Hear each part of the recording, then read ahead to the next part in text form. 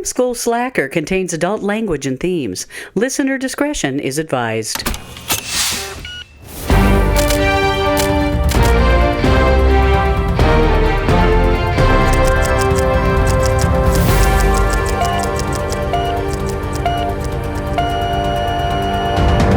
Hello, everyone. Welcome to Film School Slacker, the podcast where I go through my ever-growing watch list of films, and with me, as always, is Megan. Hey, that's me. I'd ask you how you're doing, Megan, but I don't think any of us are doing great. So, just casually living through the rise of fascism in my home state is a battleground. So cool. Anyway. Yeah. But, that's not what this podcast is about. But just know that that's where we are mentally. We are not doing great, but you know what?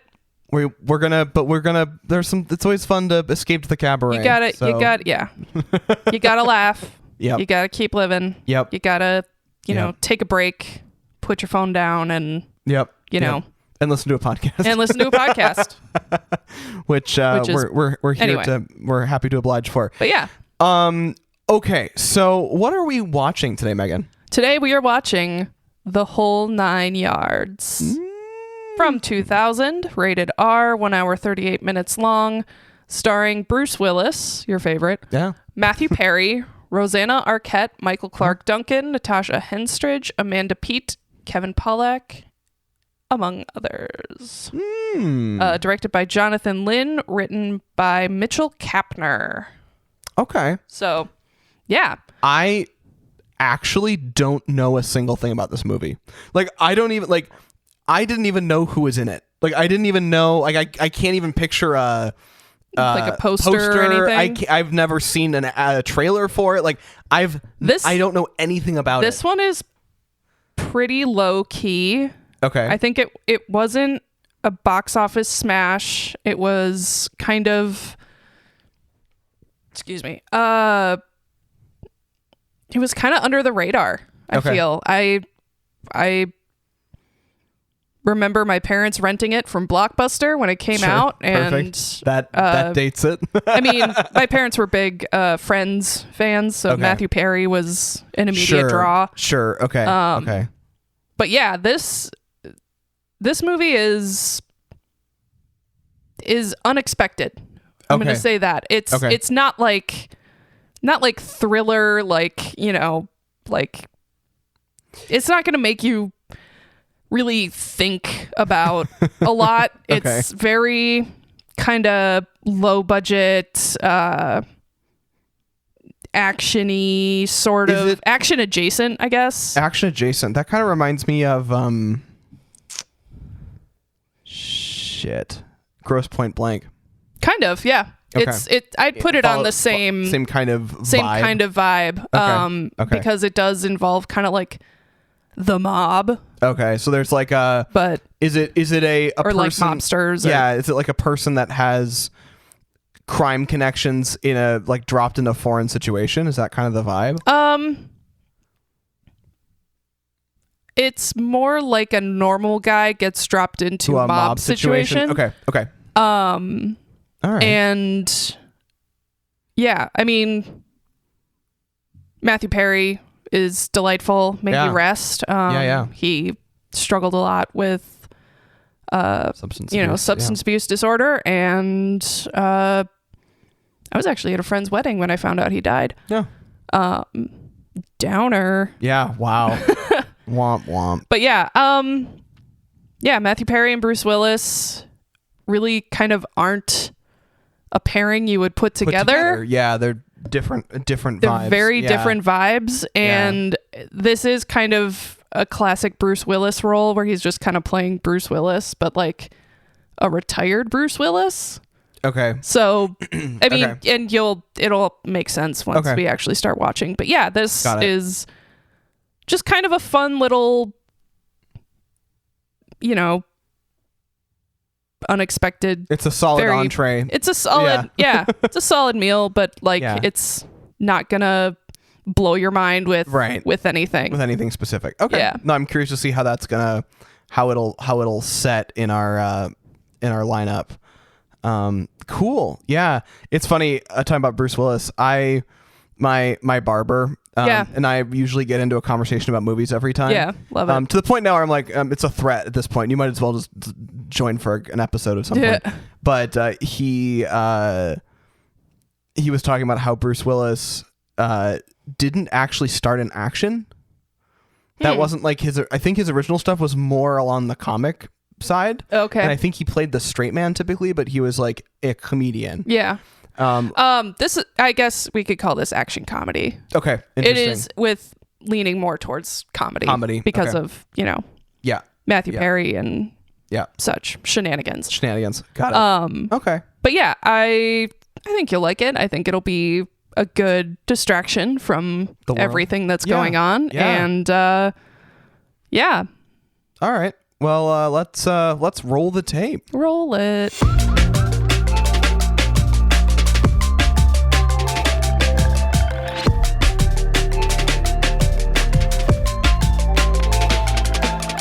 Got distracted by the credits. There was just a bunch of smooth jazz going on the whole time. Yeah, I was a little hypnotized.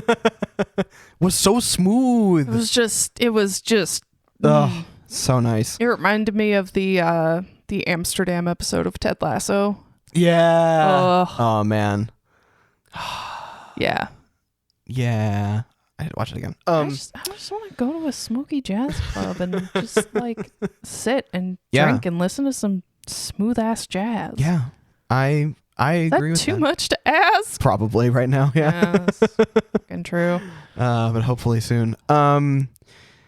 Yeah, that was charming. Like, I don't know. Like, it was, I think you're right. Like with it's not like Grosse Pointe Blank in that kind of like energy. Like it's got that, this has that classic, like it's so close to being right before like 9/11. It's like this like kind of shift in like everything was still on film. Everything was still like, it has a really specific look to it. That just like places it really, really explicitly. Like, and it's got a lot of modern tech, but it doesn't have like they could have leaned more into the phones. They could have leaned more into computer terminals, and they kind of didn't. Yeah. Which I thought was an interesting choice kind of by the production department. Like they could have gone deeper on making it look that they could have put computer terminals places. He has a goddamn beeper. He has a beeper. Like it's so good. And she's keeping his appointments in like a paper book. Now the question I have with that is that because he's like the poor dentist, so he doesn't have any of the new stuff? I mean, I guess I'm in the year 2000. I'm trying to remember. Like I think my parents got their first cell phones probably around then. Yeah. That's when mine got theirs. Yeah. Around 2000, 2001. Yeah. So it's interesting to see them kind of steer away from that. Like they didn't rest on like the new tech. They were mostly using landlines. Yeah. Which I don't know. It was just beepers, which is so charming. Pager. I tell you what, the vibration motor on his pager was upsetting. Freaking intense. Why is it so intense? I mean, I guess they didn't typically make noise, I don't think they did. I think they just buzzed. Yeah, I think the buzzing. Or they would do a little chirp. I feel like I'm trying to remember.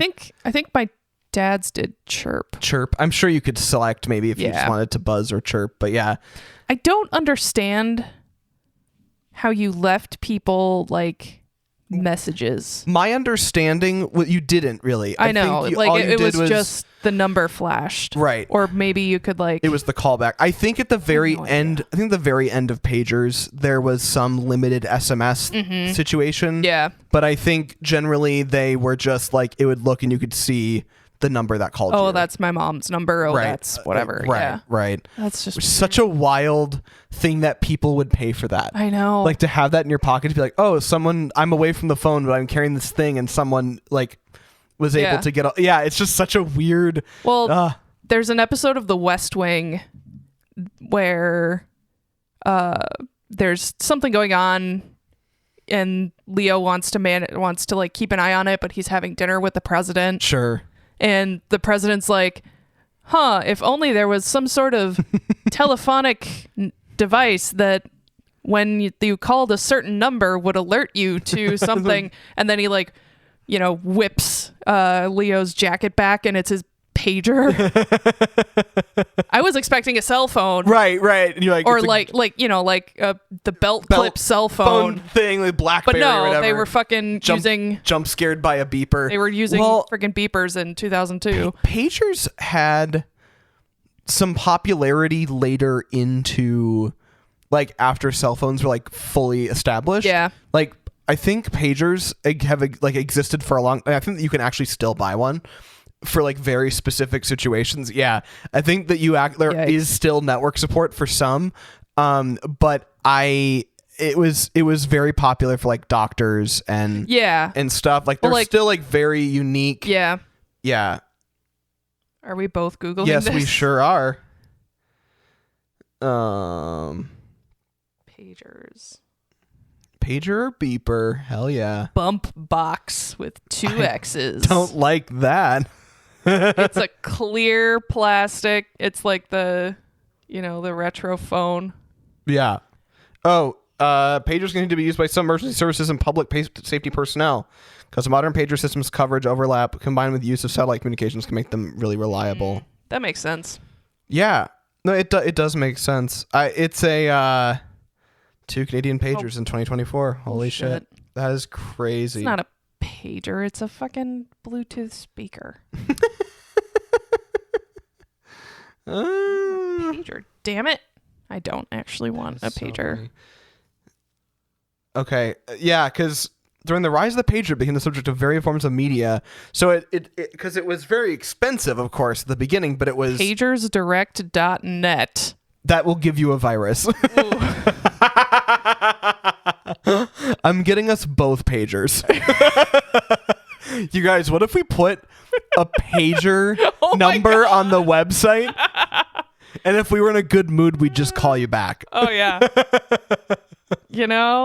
There's something to that, right? Like, I'm just saying. It'd be fucking weird. I would feel like I'm in a 90s teen movie.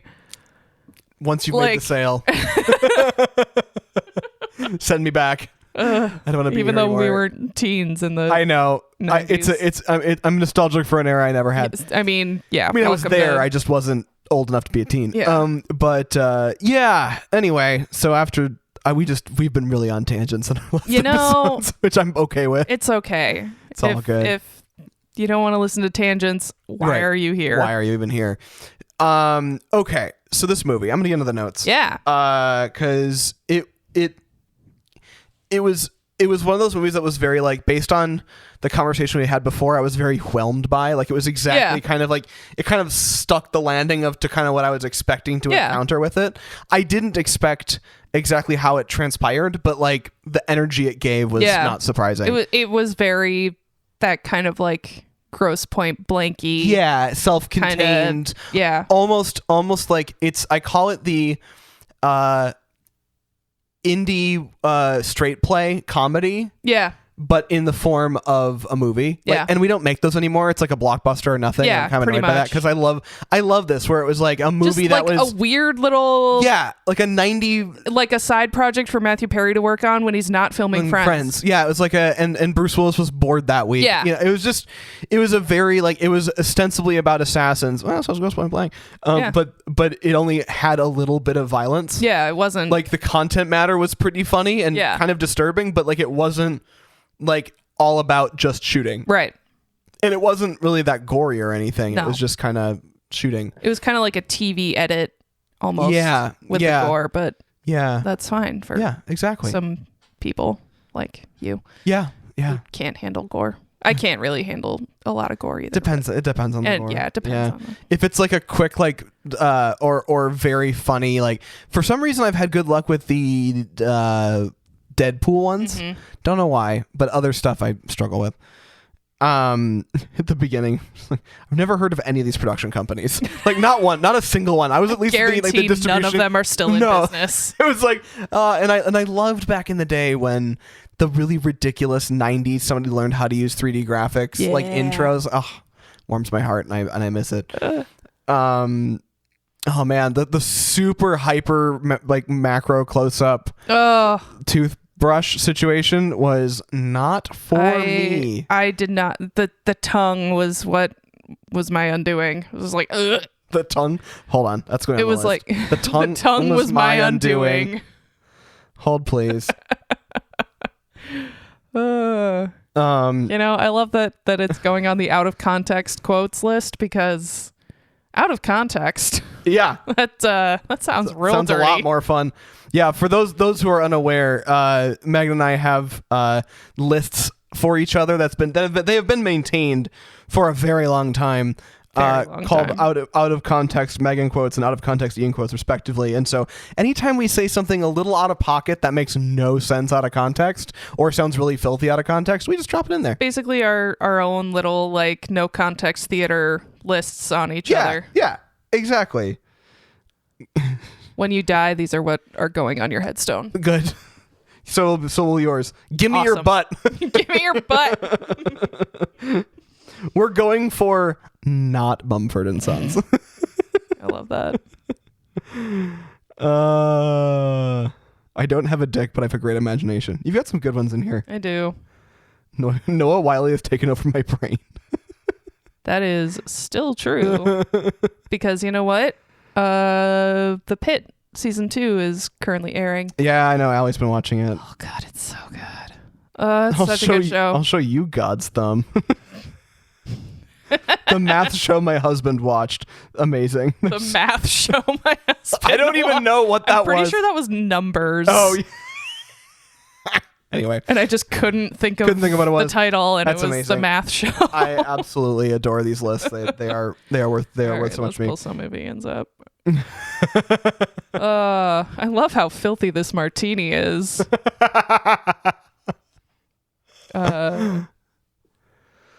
Every time I'm not expecting Russell Brand, he shows back up.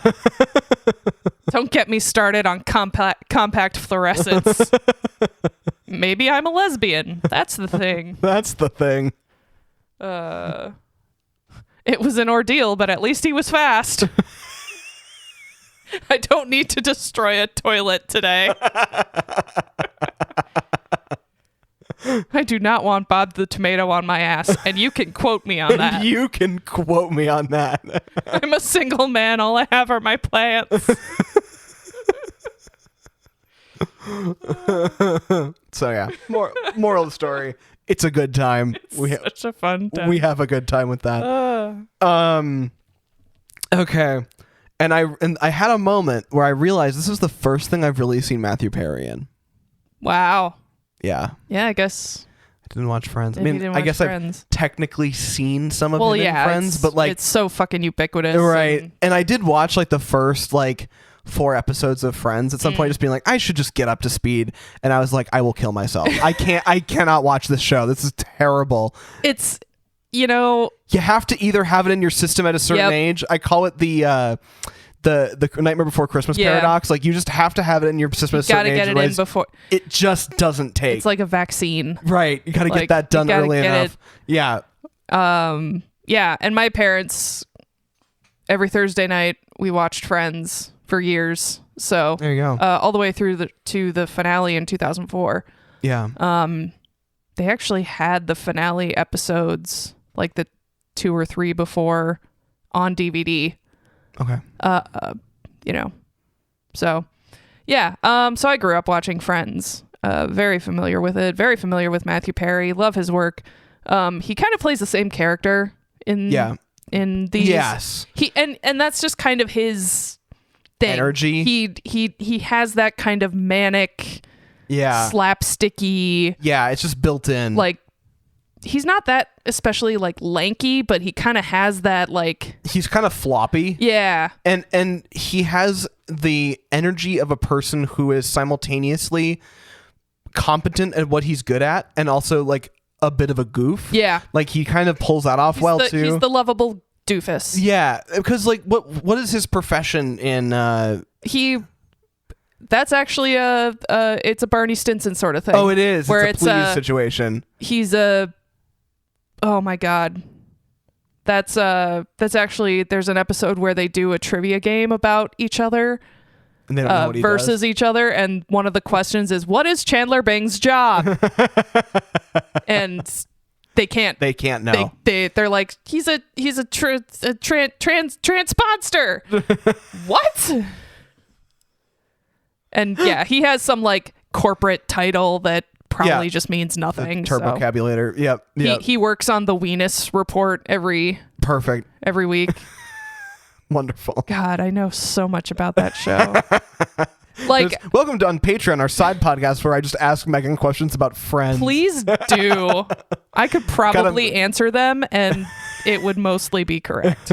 gotta utilize that stuff that's taking up space in your brain. I was actually just thinking about this the other day, not specifically about Friends, but just like the number of shows that I rewatch over and over. Yeah. Like if I could just like take that brain space and use it for other things. Like if I could flush that knowledge, would I? Defragment the disc a little bit. Well, and then I would probably just end up watching those shows again and watch them for the first time. And Right. Yeah, no, that's the problem is it's like I could get rid of all this space that has Archer in it in my head. Right. But then I just go back and watch Archer again. Exactly, yeah. It's Eternal Sunshine of the Spotless Mind. It's with TV shows. I've actually never seen that. I haven't either, but I just kind of know the basic same. premise. Does that go on the list? Maybe. It's like Futurama. If I could rewatch all of Futurama again, or Gilmore Girls, for fuck's sake. I actually haven't watched Gilmore Girls in I think over a year. I haven't watched 30 Rock in like 2 years. And that was like a yearly thing. Right. Or multiple times a year. So be impressed, everybody. But yeah, so Matthew Perry, he's just that kind of... Yeah, he has that energy for sure. Slapsticky kind of... Yeah, he's an amalgamation of all my uncles. It's a thing. I don't know how else to explain it. I will not be taking questions this time. I don't think I've ever actually met any of your dad's you brothers. Probably haven't. Yeah. I can... I'll take your word for it. Yeah. Why can't I find what I'm looking for? Breathe whenever I think about you. I actually kind of hate that song. Well, now it's in my head against my will. Thanks for that. Sorry. Okay. Hey, you got Jesse's Girl in my head. How did I? Okay. Did Love Actually. Oh, God, that's right. I just listened to that episode today. So. And how? I'm sorry, everyone. Yeah, I came off kind of strong. You were real pissed at that movie, and I loved it. I'm trying to remember when this happened, but it was early on. It was like, oof, the 90s is strong with this one. Just like all of the 90s things happening, from like the outfits. Mm-hmm. Like Matthew Perry walked off the Friends set. Ben's pants got tailored a little more. Yeah. Isn't that like... so baggy. Like it was what do you need all that pants for? I think it was the 90s, so if they were fitted, they were gay. Oh, yeah, I think that's what it was. Yeah. Because I remember that even when I was like a young kid, it was like thunk, like it was like just straight down just with creases. Tube. Yeah. Tube Foot with tube the pleats. Cannot have shape. What if you have ass? You know, it's very weird. It was the whole thing. And if you have ass, you're gay. Yeah. Okay. Yeah. That's my only real theory on that. Yeah. As Kevin has said before, he's like, the 90s were like homophobic and also weirdly gay all at the same time. It's like, fair enough. I mean, the what was it, Magic Ring Ken? Yes. What the fuck? That was great. Oh man, God, I love that. What a time. They're just like, oh, we'll go see what young New Yorkers like. Oh, it's this. Oh, it's a fucking cock ring. Some executive at Mattel did not do the proper research. Anyway. Gotta research the whole thing. And then he's just like screaming in his car and banging on whatever. And I'm just like, actual footage of me going to work in the morning. And then he drives like 25 feet and stops and does the same thing. Yeah, but I mean, therapist wasn't available to men in the 90s, so I guess it's a thing. because you were gay if you went to therapy. Therapy was gay. Therapy was gay. Oh God. And then he gets to the office and he's with that one guy and then the teeth and the guy on the chair. And I just about like fell apart. And I was like, have I seen Amanda Peet in something? Only later did I realize that she was Jenkins. Yes, she was Jenkins in that one episode of How I Met Your Mother. She's just really good at being attractive and crazy, but not in a scary way. Yeah. I mean, a little bit in a scary way, but in a way that like it's not a deal breaker to me. It's because she's hot. Yeah, no, but like, okay. I'm not saying that as like a criticism of you. No. This is interesting though. She has the Yeah, but it's specific though, because Yeah. like, in How I Met Your Mother, Morena Baccarin, who is incredibly attractive. Yeah. I like ever Plays since Firefly. I was like, Crazy hello, Eyes. yeah, she does Crazy Eyes, and like they didn't have to do the Crazy Eyes for her to portray that Yeah. well. Whereas like for some reason, Amanda Peet just never gives that energy to me. She's just like genuine, whether or not she's killing you or like, you know what I mean? Like it's hard to explain. It is kind of hard to. She has that veneer of approachability. Yes. Like Yeah. like you can see her. Like she's got there's like an open energy. Like it feels very like she's just very like. I genuinely don't know how to explain it. I think it's the approachable aspect. She's got riz. She does. She has riz. She has riz. Yeah. She's just like very like. She's just charming. I don't know how else to describe it. Like she's a little like girl next door looking, but also like drop dead gorgeous. Right. She was like the okay, you're gonna hate me for all of what I'm about to say. She's got like this like tomboy that didn't realize she was pretty energy. Yeah. That's kind of I think what it but then she did. Yeah. She figured it out. But like there's this like deep down layer of like something like, else. I don't give a fuck. Need to be right. I don't it's give that, a fuck. the effortlessly like I'm pretty but I'm not trying kind of thing like that but thing. not in a but not in like an annoying way. Annoying or negative way. Which really, this whole conversation is just really throwing into sharp relief the way that women are judged. So I'm sorry about that. I mean, it's not news to me, bro. No, I know. I just heard the words coming out of my mouth and I went, Jesus fucking Christ. Oh no. So anyway, boogie boarding. Anyway. Well, how do I say this nicely? Well, she's the Antichrist. Well, she's the Antichrist. The montage of them introducing us to Jimmy, like with all like the newspapers. It was so over the top. Oh like, yeah. This movie plays with the campy valley like a lot. Yeah. Because so did Grosse Pointe Blank in its own way. Yeah. But it was a much more like kind of almost like ultra violence. I'm edgy. I'm assassin. Yeah, why can't I think of his name all of a sudden? John Cusack. John Cusack. Yeah, I'm John Cusack, and I'm fucking crazy because you just never know if that guy's actually gonna lose his shit at any given moment. Right. And like that was its own energy, and this plays on the other side of that, where it's like kind of more slapsticky and a little less serious, but also I don't know. It was like it had to play the different end of the same deal. It takes itself less seriously, but not like. But it's not a farce. But it's per not. se. Yeah, it's not like a Mel Brooks movie. Right. It's right. It's yeah. It has a real plot. Yeah. But every now and then you'll kind of get into the mode where you're like taking in the story and like experiencing the plot, and then it'll do something nuts, and you're like, oh right, this is actually a comedy. Right. They're insane. They're insane. Like none of this is real. Like none of this would ever make any sense. Right. And like characters, like the side characters have like the caricature-y kind of stuff happening. Yeah. They're all larger than life in some way. Yeah. Like can I think of the mob boss's name? The gang. Yanni. Like the character of Yanni. First, they got a character actor to play him. Yeah. And he would do like, and there would be like little bits, like the verbal bits that he would do. The W's and the V's be flipped around, and you know, they would, and it gave plenty of opportunities for Matthew Perry to like make these over the top reactions. Like it was very campy. Like in that way. Okay, but so after like they have their first interaction, Matthew Perry and Bruce Willis do, like I was like, they actually have like fun chemistry. Oh yeah, like, they do really well. I told you, each other. It's like it's not a pairing that you would just ever expect to work. Right.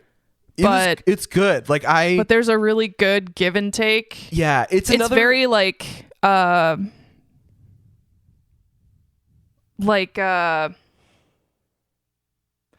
know how people are like golden retriever, black cat best friends? That is the energy. But like a black cat on meth. and like a criminal golden retriever. Criminal golden retriever. I think that's their energy. Yeah, I don't know like, though, because maybe not meth, but like a very paranoid black cat. Is that the energy? I don't know if that's the energy. I was almost going to say you were going to have those Is flipped. it the other way around? Yeah, because if you think about it, I mean, the black cats are usually more like the stoic kind of low-key ones, which and that's makes more sense. on Jimmy's side. Yeah. Yeah. So I think it's more like a Thomas O'Malley, alley cat, and like a Jack Russell Terrier on meth. Or didn't take his doggy Xanax. Didn't take his doggy Xanax. Yeah, no, for sure. It's great. And it also shows that Bruce Willis has a really good sense of playing in comedy. Like he's very comfortable in a comedy environment, which is cool because like for so long he was always sort of seen as like just the action guy. But now I've started to understand that he's the action guy when the movie actually has to have a little bit of heart. Yeah. You know, like because like even and it has to be funny. Like Fifth Element, like is a perfect example of them taking like he has to be the straight man, he has to be ridiculous, but now he's gonna be like, but he's in this insane scenario and he has to like exist, being kind of self-aware, but also like doing his own thing. Yeah. Anyway, I Bruce Willis has grown on me. Is the point of the story is I never really thought much of him, right? Because I really didn't like his character in Pulp Fiction from what it's worth. I mean, but fair enough, I guess. Fiction. Yeah, but like stop there. Die Hard, Hole in Yards, Fifth Element, Sixth Element, Sixth Sense. Jesus, Six Elements. I'll see myself. The Fifth Sense. The Fifth Sense. I'm doing great, you guys. It's a Tuesday night. We're kicking ass and fantastic. And then I was like, I can't tell if I like Matthew Perry's vibe in this or not. And I still kind of feel that way. Like there were moments where I'm like, okay, this is but it was like he almost veers into sort of like Biodome territory with his reactions, where it kind of gets like a little over the top. Yeah, like it's like, you don't need to rubber face this. Like you're on camera, you know. That'd be my one complaint. I don't think he did a bad job. I overall really liked the energy that they all had together. I liked that he was this sort of like likable goof who was competent but also kind of naive or kind of just always bowled over. Like that's sort of a 90s plotline too. The worn down man that has nothing going on in his life and he gets pulled away from it kind of energy. I'm gonna say henpecked.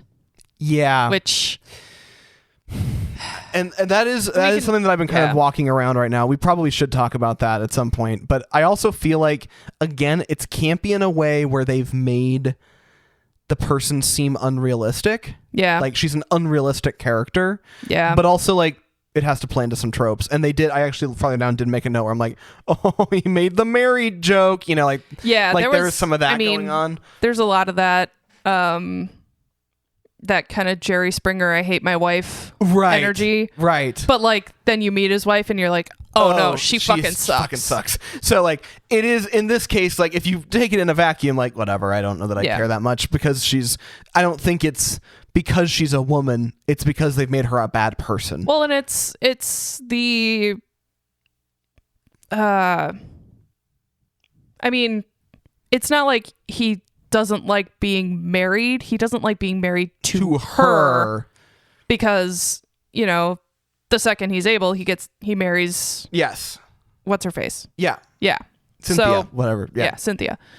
So it's like a little redeeming, but you know. Yeah.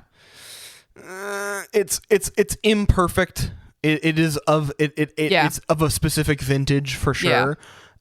But I've also seen a lot worse. Yeah. And, and it did feel like it was such a over the top shtick of her being bad that it didn't really bug me as much as I've seen other stuff do. But yeah. I love, so then he's sitting like he kidnaps him. They go on a drive. He comes back and they're talking for a minute and then he goes, what does he do? He says, you can go now. Oh, he's at the door, like, you can go now. Oh, okay. Okay, all right, thanks. You can go now. It's this weird mix of awkward, but also he goes with the flow with it too. Yeah. It's fun. I wonder if that was like an improv line or. That'd be funny. I hope it is. Like they're just sitting there waiting for someone to call cut. Yeah. And they just sit there and like, you can go now. You can go now. Oh, thanks. Amanda Pete, call me during. I want all the details. She is a down bitch. She's a down bitch. I mean, she is also did almost kill him. I mean, yeah, but then she didn't. She didn't. So that, and I don't know if that was explained properly. Not that it's like we have to go on a deep dive on this, but so she stayed in that job just because she liked him. I think so. Yeah. Oh, all right. She took the job because she was trying to get close to him and trying understand. to get close to him to learn his habits and right. make it look like an accident. Right. But you know. Right. He charmed her, and so she's like, why not? I'll just hang out and be his dental assistant. Right. Or, right. You know, until admin, whatever. Until I end up having to do my real dream job, which is if you pay attention to the first call that she's on, that we see her on, mm-hmm. I believe that's his wife calling to demand, like, why haven't you killed him yet? And she's like, oh no, sorry, I can't do that, and like hangs up. I think. I could be wrong about that. Okay. I feel like I've picked that up in previous viewings. Okay. But that's funny. Yeah. Also, I 100% didn't expect that. Yeah. Like that was the thing I was just not even on. It wasn't even on my radar. It was a great reveal where it was like, he's befriended two people who were both hired to kill him. He's like, what the fuck? It's so funny. Well, and then the when they're at lunch. Yeah. And he kind of jokingly says, you know, maybe I should hire someone to kill her or something like that. Right. And Pete's just like, You can kind of see it on her face. She's like, yeah. There are very subtle hints that I think if you watch this again, you'd be like, oh yeah, there it is. No, like they didn't hide it. I just wasn't. Right. I just wasn't. Yeah. You don't expect it. I just wasn't expecting it. Like how infrequently I am unexpectedly, like something was thrown at me on screen, like almost never. She's also like, I guess I'm stuck in animals today, but she's like a little bunny rabbit, like a little like enthusiastic little. Yeah, she's very eager. Kind of pixie sort of. Yeah. Like, but she doesn't fall. What I think is interesting about Amanda Peet is she doesn't fall into the manic pixie dream girl. No, she doesn't. I meant more just like small and like energetic and that kind of like. Yeah. Yeah. No, it's funny. It's very funny. But yeah, hilarious. Wow, the wife is absolutely terrible. Like she's awful. She's just a bad person. Cartoonishly evil. Yeah. Which is what happens when you get an Arquette. Like it's kind of what you're buying into, right? I don't think I've seen David Arquette be in anything where he's evil. I guess I haven't really seen David Arquette be in much, but Patricia Arquette's terrifying. Oh yeah, she's always scary. You've watched through Severance, right? Oh yeah. Yeah. Oh, she's so terrifying. She's so scary. Step on my neck. What? Oh, shut the hell up. Wow. My mom was a big fan of Medium. Was she in that? Yeah, she was the medium and saw ghosts and shit. Sure. She's a phenomenal actor. Yeah, like, she's don't great. get me wrong, Love but her. like holy shit, like she's scary. I've been to the Chicago Tribune building. What a day. That's a fun. Yeah, I forgot that this partially takes place in Chicago. But it's mostly referenced except for like one sequence. Yeah. It was fun. I'm gonna go back to Chicago at some point. For me, purposes, there is no Dave. There is no Dave. Michael Clark Duncan is an absolute treasure in everything that he's ever been in. May he rest. I know he died way too young. Yeah, he was like 50 something. Yeah, because let's see. He had a show that was a spin-off of Bones? The Finder? Oh, okay. He was on that with he was 54. Damn. Fuck, I can't think of that guy's name. I want to say Timothy Oliphant, but I don't think that's right. God damn it. Jeff Stoltz. That's the guy I was thinking of. Yeah, it was a heart attack. Fuck. Yeah, he died way too young. That sucks. I mean, have you seen Green Mile? Probably not. I have seen my parents watch it. Okay. I've been around, but I didn't watch it. I know vaguely what it is about. I mean, it's based off a Stephen King short story, so right. that's why I was like, you probably haven't seen it. But because he it was fucking phenomenal in that. And I think he got like an Oscar, didn't he? At least a nomination. Because that was Tom Hanks, right? Yeah. Because Tom Hanks was at his funeral. Oh. Tom Hanks, Jay Leno, Mark Henry, and who was a professional wrestler, and the professional wrestler was one of his pallbearers, which is, yeah, it's too bad. Dude was talented. Yeah. And funny. Yeah, he was great. That was a celebrity death where I was like, oh shit. Yeah. Like him and Philip Seymour Hoffman. Yeah, I remember you mentioned it because I've actually never seen him in much. God damn, dude. Yeah. No wonder we have a podcast. We got to get some. Well, we do have to. I mean, he's not in the first one, but Philip Seymour Hoffman's in the Hunger Games series. Yep. The last 3. Yeah, well, that's last gotta be 2.5 because he died. Since it's a series, we should make some sort of thing out of that. Yeah. See how that goes. Yeah, but I definitely want to. That's definitely on my list for sure. Yeah. It doesn't hit too close to home, but that's the other part. Anyway. Do you mind if I piss blood a little first? Well, guys, he hits him like right in the kidney over and like over again. 4 times. Piss the blood first. It's so good. I just go piss a little blood. He does a good job of taking a punch. It's great. Yeah. This movie has a very specific sense of camp. We discovered that already. I just wrote Kevin Pollak. Yeah, because he is funny. He's a good very character funny. actor on that. He's an incredible character actor. Him on Marvelous Mrs. Maisel. Yeah, phenomenal. So good. He's one of my favorite characters on that show. Yeah, he's excellent. He's just moish. Yeah. Moish Maisel. My God. You know what the problem was? I didn't have a Roth. God damn. Maybe I did just rewatch that recently, but maybe I'll do another one. Because one of my favorite episodes of television was the episode where she and Lenny Bruce go on that Late Night Miami show. I'm gonna need a bigger bottle of scotch. Yeah. Yeah. Mm-hmm. Just Cynthia smacks Matthew Perry in the nuts. Just taps him, little tap there, because she was like, or something happening below the belt, and just like kind of taps him. It's like, ow, that would hurt. Maybe tell everyone I'm chemically imbalanced. Maybe just tell them I'm behaving like what I I'm am doing right now. It's very self-aware. It's a very meta thing to do. She said the name of the movie. She did. She said the name. Do a shot. Made the married joke. Yeah. I haven't had any sex in 5 years since I'm married. I'm married. Womp womp. But it wasn't like played like that. No. I mean, it kind of was, but it wasn't. But it was hard because we knew so much about his life already. So we kind of, it's very like, odd. no wonder you haven't had sex in 5 years. Right, Your wife is awful. Awful. I love the fact that they keep talking about this $10 million. I'm like, once it becomes clear how this $10 million thing is supposed to work, which was actually kind of clever, like the way they had that set up where it was it drove so many plot points, having like, okay, one of you has to be alive and you have 2 death certificates, or like you have to Two of you have to be alive and one death certificate. Right. But all 3 of you hate each other. Right. And if there's more than one of you, you have to split the money instead of, it all going to one person. It's just like, which makes no sense because she said, I don't want any of this money. Right. So then why didn't they just sign it together and then I be done with it? One of the biggest flaws in the thing for me was like, Jimmy's like, I just have to kill her. Yeah. I have to kill her. It's like, what? You don't though. Like, you don't. That is really stupid. That's a really stupid thing to do. I mean, it is kind of their go-to problem solver. That's fair. Right. And to quote John Mulaney, she's seen my dick and met my parents. He has to die.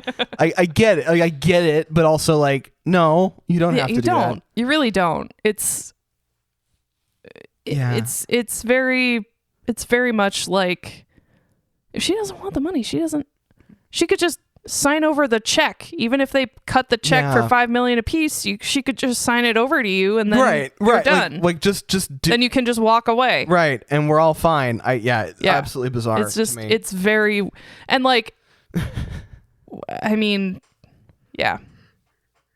Why didn't Yanni just be like, we're going at gunpoint, right? we're gonna get this done. We're gonna get this. I just don't get it. There's some other ways to do that. It's clever, but it's also like right. Yeah, it's they're all killers. I kind of get it, but also I was really hoping it'd end up just being a blueberry in a briefcase. Like that would have been really funny to me. Just ridiculous. Yeah. Any emergencies, I'll have my beeper on. Say you're in the 90s. Beeper. Beaker. I love that he runs in and tries to escape and just bounces off of Michael Clark Duncan. Oh my god. So good. I said that during the screening. That is called a ricochet. That wasn't just like a thunk. That was like a ping. Yeah, it bounces around the room. Bounces, like tips the lamp over. It's like a real pinball. Yeah. Again, very phenomenal. slapstick. Very, Definitely. very funny. What's important now is how I get along with the people who are still alive. Is that like your little moral compass? How you try to make it all work for yourself? Okay. Yeah, I don't know. I find he also is Catholic and doesn't believe in divorce. Right, but yet cheats on his wife constantly. Yes, and murders people. Yeah, I mean that's the other thing that's kind of funny about this. That makes sense. They're bad people. Like yeah, like I don't know. Like why did we decide that? Because if you look at the rap sheets on all of these people, the people that were killed versus the people that weren't killed don't have any difference in their cosmic balance there. Like they're all bad. So I think it's funny that we've decided that we have ones that we like better. Yeah. Like I just find it's kind of a Sopranos situation too. It's like although no one on the Sopranos really had any redeeming qualities. They all sucked. Is Edie Falco in that? She is. Okay. And by saying they all sucked, I mean the characters, the acting on that show was fucking phenomenal. Yeah, yeah. James Gandolfini, another gone too soon. Yeah, yeah. We're just talking about a lot of dead folks today. Yeah, we're dark. We've gone dark, y'all. Yeah. He gets the yips trying to use the dental drill after he's like all shaking. He's like, we're just gonna have to pull the tooth. It's definitely another one of those like to the points where I'm like, okay, this was funny the first time. Like it's like he went like it's a little too much. He kind of Seth MacFarlane's it sometimes where it's like, okay, I get it. And then the guy in the chair is shaking too. Right, like, right. You really don't want your dentist to have shaky hands. No. What's this, Oz? I don't know. Then he shows up at the door with Amanda Peet, just like what? Who's just fangirling so hard, goddamn hard, so funny. Fucking hilarious. Then they're at the table and she's like feeling his gunshot wound site, and I'm pornographically licking her upper lip. Like, oh my god, we need a new pair of pants for Miss Pete. Like this is ridiculous. God, I was very uncomfortable. I was like, this is making me uncomfortable. Like genuinely. And then at that point they were going deep on some like random things about contract killing. Matthew Perry, our boy Oz, is up on the counter making a martini, his second martini, and I'm just like, this is how I feel when all my friends talk about Renfest. I am the guy at the counter, slightly worried, just not sure catching what's going enough of the conversation to kind of monitor where it goes. Making a cocktail. That's all I can do at that point. So many landlines. That was another thing. It was like so many people walking up to landlines and like picking up the phone with like a cord on it. And payphones. Oh they man, have phones in booths now. Y'all remember? I can stop carrying this cell phone around. That's from Futurama and classic. Hilarious. I love it. He's like, why'd you move in here? Did you see the soil in this backyard? I've been here 3 days and there's little tomatoes. It's so good. Already this big. Just so funny. Like so good. I think that comes up in the whole 10 yards too, where he just like turns into a complete like gardener, like has a full on garden at their house and has chickens, like pet chickens, and God, just becomes like a little homesteader. I can only imagine that the whole 10 yards is not nearly as good as the first one. No, I would. Yeah, is it the same people? It's Amanda Peet, Bruce Willis, and Matthew Perry. Okay. But it's after Laszlo gets out of prison, so it's a different bad guy. Worst guy. The other big bad. Yeah. Yeah. I don't really remember that much about it. Okay. I'm sure it's not good. It's It's all right. We'll put it on the list. It's not terrible, but it's also not as good as this one. The freaking undercover cop with this stupid mustache, ridiculous. And I love that. So then Amanda Peet runs back down the hill to get to whatever she's doing and just falls. Yeah, like just just falls. Yeah. And you said that was like it's totally unscripted. Yeah, phenomenal. Yeah. And they're all like trying to be quiet in the room, just kind of fucking farts. Like, but it wasn't like over the top. No, like it was just like a little one. It was, which to me, like that is the best fart joke in a movie that I've like experienced in a while because it was just like dumb. Like it was like a quiet progression of like progressively dumber things and, like, to happen to be when after being quiet. They are, 20, 30, 40 yards away from this house that they're surveilling. Right. There's no way they could hear a fart. He would be able to hear a fart from that distance unless he was like a friggin' bat. It's so funny. Just like I love it. Yeah. I love it. It's so good. Then they open up this like suitcase with like false walls that has just like a giant collection of guns in it, and we're just like, tell me this movie was made before September 11th, 2001 without telling me it was made before September 11th, 2001. Like that was that was wild. I was like, did that go through your? Is that a check bag? Like how did was that checked? Was that God your carry-on? That's terrifying. That was an international flight too. That was right. You crossed country borders. It's called trafficking, my guys. Jeezy Pete. She's like, I need feminine products. Yeah. So funny. I think that was the first time I had ever heard like feminine products referred to in a movie. Oh, like someone had actually like mentioned their existence. Mm-hmm. Interesting. Huh. Because I was just like, oh, okay. Yeah. Huh. Like that. It's a pretty clever way to get someone out of the room. Totally. Or like, to get yourself out of the room. Right. Because it's just like, especially around dudes, it's like there's an override. It's just like, oh yeah, like, I don't want to be part of that. No, no, I'm good. I'm good. God, menstruation. No. That is not reflective of my views on menstruation. No, I mean, other than my general problem with blood, that is not anything about. Right. We were doing a bit. Yeah, it was just a bit. And then what's his name? The son, Yanni. Thank you. Don't belong. So don't belong. Yeah. Like, don't belong. Don't belong. What? It's like what? Don't belong. I'm like, I love a violent movie with like weirdly little violence. It's kind of fun. Like, 'cause the whole thing is violent in its. It's like they're all killers. Right, they're all like mob guys and murderers, but shockingly little murder happens on screen. Just towards the end. Beep them. It's just a lot of these were just quotes by the end. Beep them. If I had a nickel for every time they said sexual congress in this movie, I'd have 3 nickels.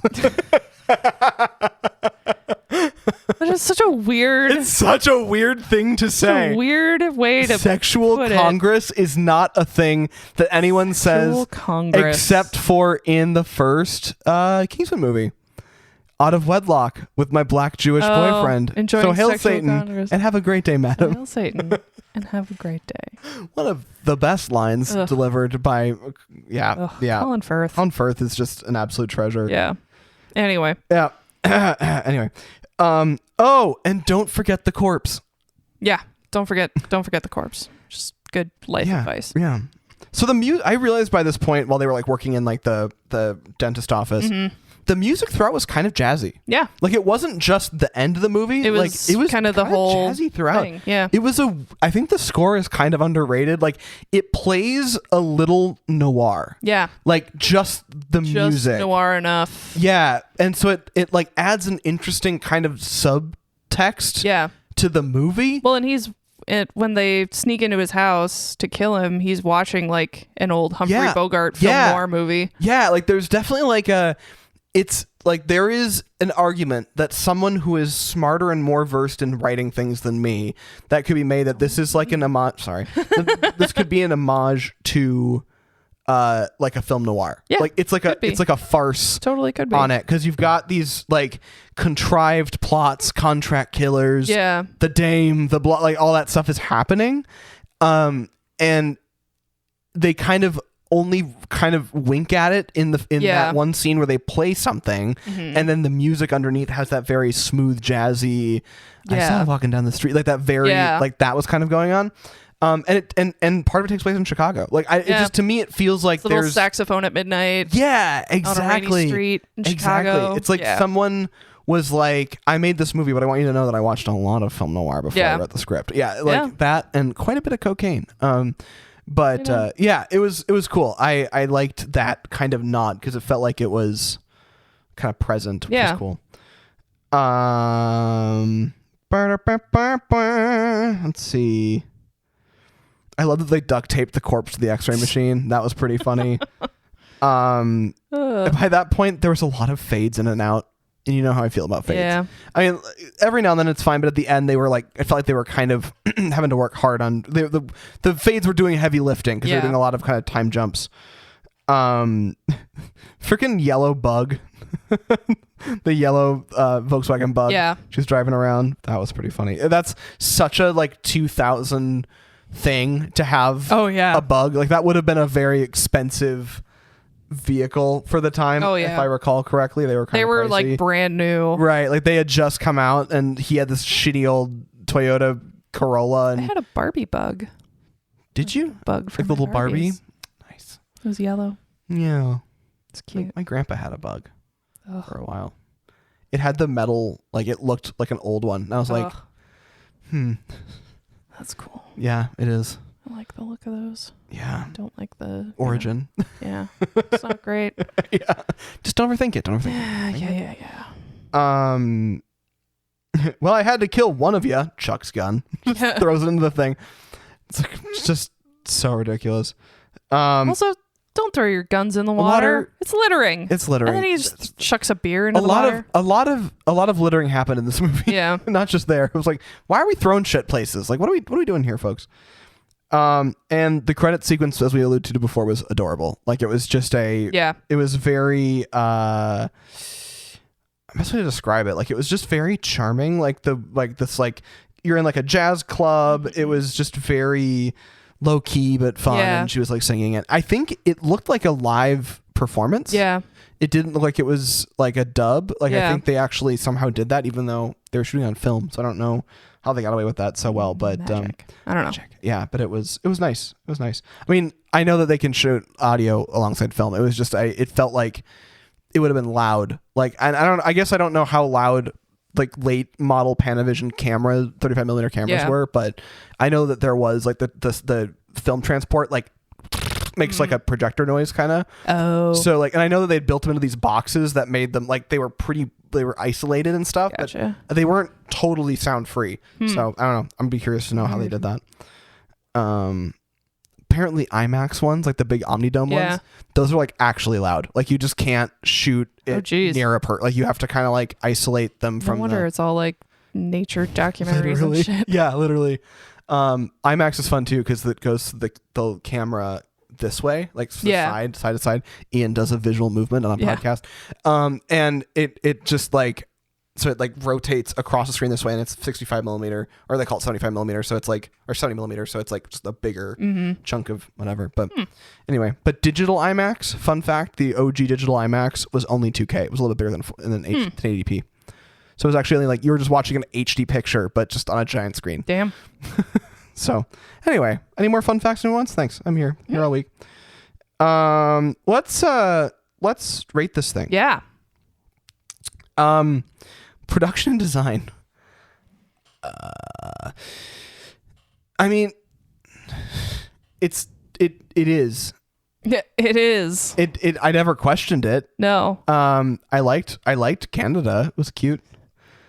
Canada. Yeah, this is the first mainstream American movie to shoot in Montreal. It's so wild to me. And now that's very popular. So much of American filmmaking happens in like Toronto. And yep, Toronto has a big tax credit, and they also do. They've made themselves into a thing. Although Georgia is becoming very popular. Yes, made and by in Georgia is becoming has been popular for probably since Walking Dead. Yeah.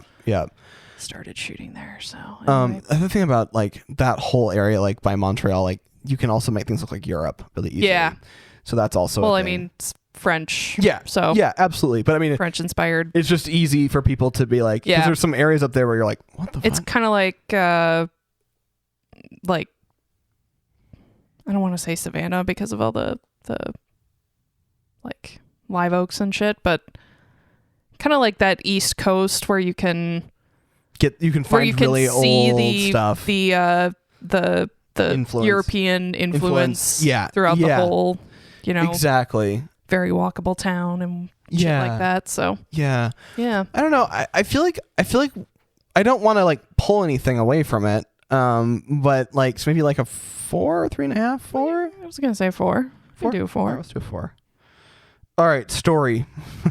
Okay, so the story is kind of dumb, but better than I was expecting. Yeah. I don't know where that leaves us. 3.5? 3.5. Yeah, because it was like both kind of predictable and also kind of unpredictable. Yeah. It was like they're all killers. Right. They all kill people. Right. And I think the biggest thing that really charmed me about it was like they all were killers. Like like, the fact that kind of came out of the woodwork, I'm like, this is charming. Yeah. Like this is unexpected, and they all like him, and they all like it's well, cute. And it's the like I said at the top, he just kind of gets thrown into it. Right. Like completely had no interest in doing blindsided it. by Right. He's the stand-in every man. He's this dentist who wakes up every day and hates his job and hates his marriage and hates his life. Right. And has really no way of getting out of it. Right. And then,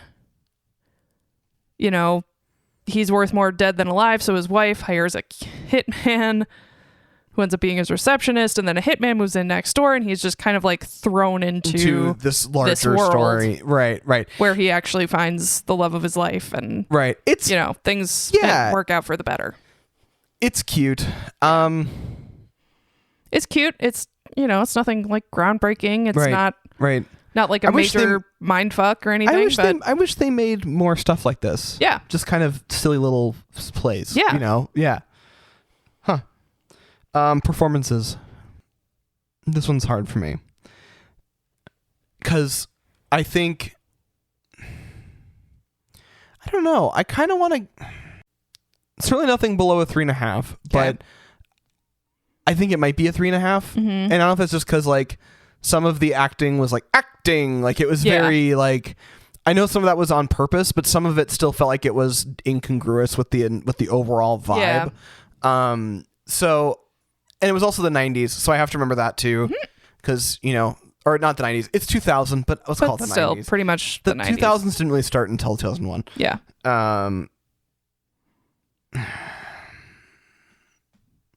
I'd be willing to go like a 3.5. I think a 3.5 is fair. Yeah.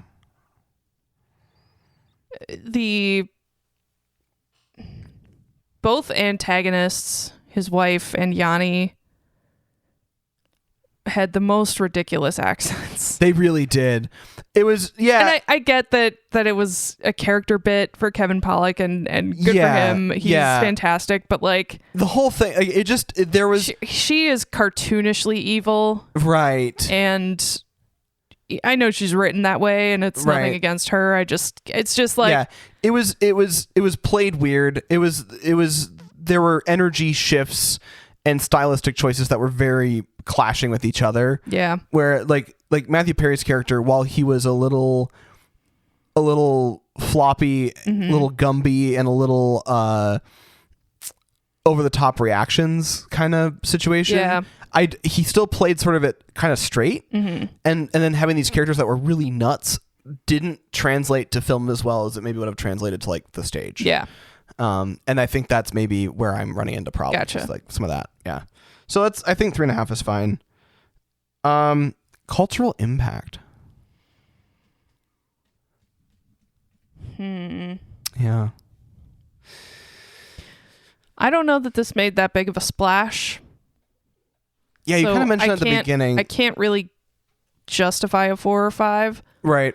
But I also don't want to rate it super low because no, I don't think it did anything. It didn't.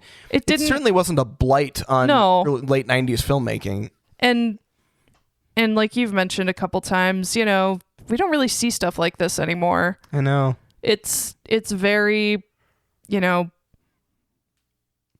blockbuster or no, right or sequel or reboot or whatever. It's like we lost that, like the shelves of the family video need to be full of stuff to watch. Yeah. And they have to be movies. They have to be something that you could have seen in the theater. They need to be things that, like, it's not.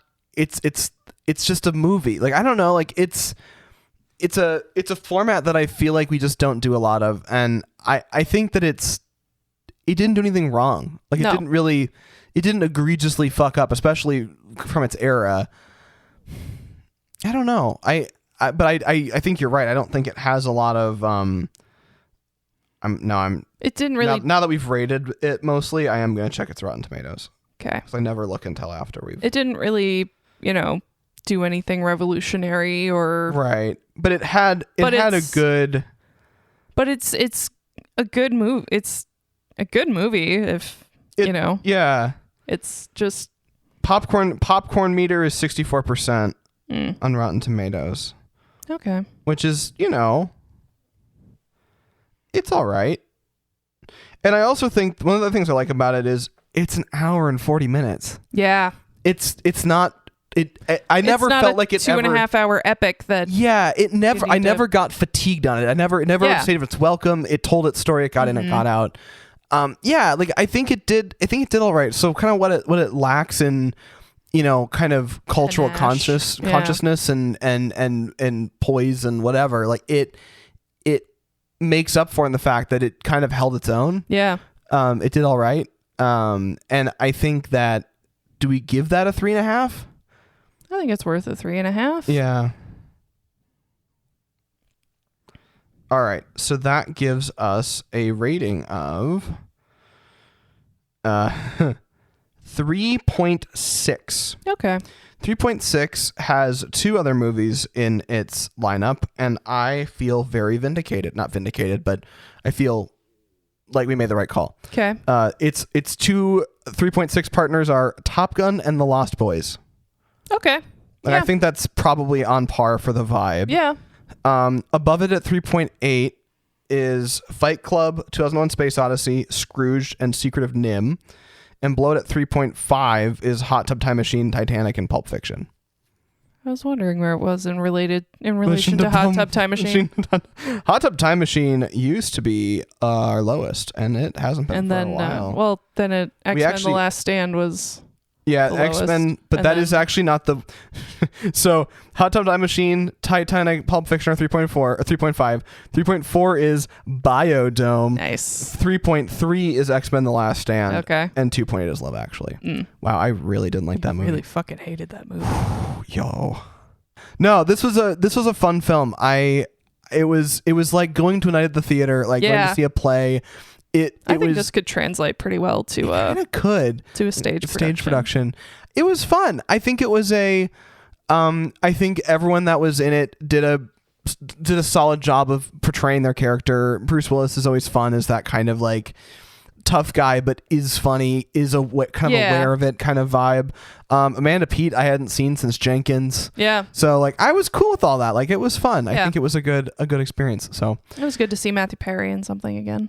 Yeah, and I hadn't. I know you hadn't, but yeah, I grew up as a Friends fan, and that show has a lot of really not great stuff that did not age well. But look, I bailed after episode 3. But there are some, I Yeah. Could do a whole other Yep. podcast No, about it. it's fine. We'll put it on the Patreon. Yeah. Don't threaten us with a good time. We could do that. This was good. This was a fun one. Nice little palate cleanser, a nice little easy kind of digestible film to consume. And it was like an hour and 40 minutes. Yeah. Like, why? We need more. Bring this back.